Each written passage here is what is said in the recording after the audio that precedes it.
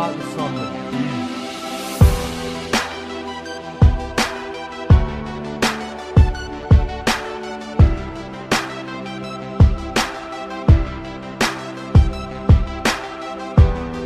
What up, YouTube? This your boy Download back for another reply. But before then, let's talk about something that's going on in the music industry, man. So, Anaconda, Nicki Minaj's song, finally went digital platinum and such, man. In which, kinda expected that to happen sooner than what it is now, because that song just took the fuck off as soon as it dropped, especially with the fucking video.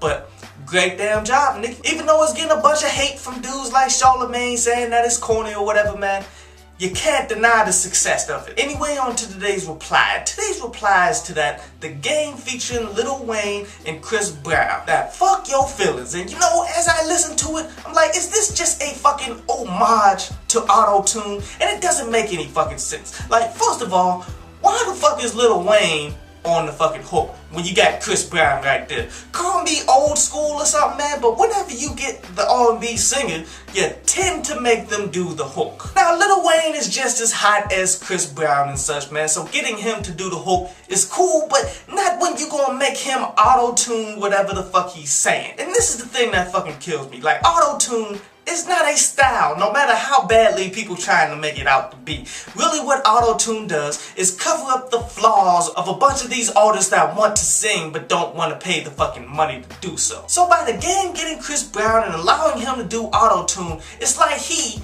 got a basketball team. And instead of trying to get somebody on his basketball team that was once in the pros, that can actually fucking ball, he decided to target somebody who's good at NBA 2K. Like, Chris Brown is the real fucking deal. He can actually fucking sing, and you should use that shit if you're gonna pay him to be on your fucking project. Overall, the song's not very good, man. I definitely recommend people to pass on it. And somebody did send me a comment saying that this Year of the Wolf is an actual compilation album. It's not a game album, and you know, that's possible. I mean, that would make a lot of sense actually, man. But you know, typically when you have a compilation album, usually whoever's being involved in it, their name is on top, unless it's a DJ. But when you have The Game, Year of the Wolf, I seriously doubt it's a compilation. It's really going to be just a solo album with a ton of fucking artists on it. But anyway, on to today's article from downloadpads.com. And today's article is about a harsh reality of this industry that we live in, dude.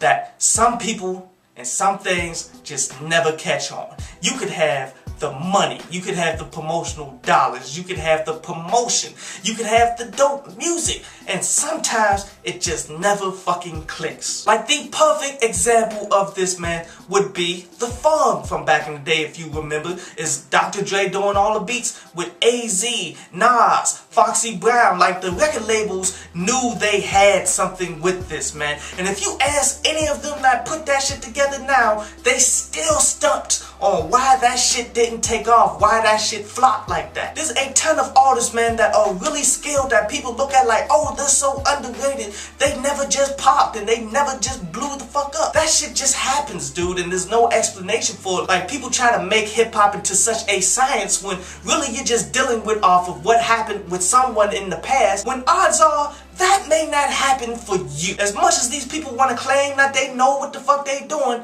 there's no logical steps to this game. Shit just happens, and then you try to classify it later. I hope you enjoyed the show. You can follow me at Twitter up there, and you can go to downloadpads.com, that's down there, to read today's article.